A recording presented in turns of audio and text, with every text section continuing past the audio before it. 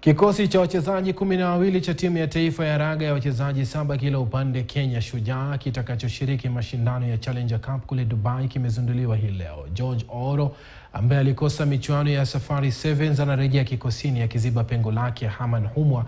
Shujaa wapo kundi cha pamoja na Mexico, Uganda na Ujerumani. Wataanza kibarua chao dhidi ya Mexico Januari 12.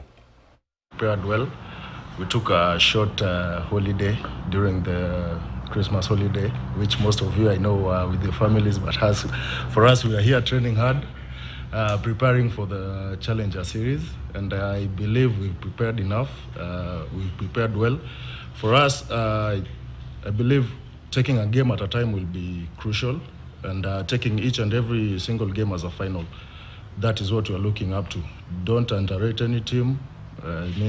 We have come a long way as a team, and we are hopefully, and we know that what we want when you're going to the first tournament of the Challenger Series, we want nothing but being on the top of the table, which will enable us to be in the knockouts at the last leg of the Challenger Series.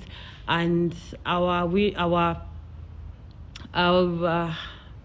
goals going to that tournament is to win everything.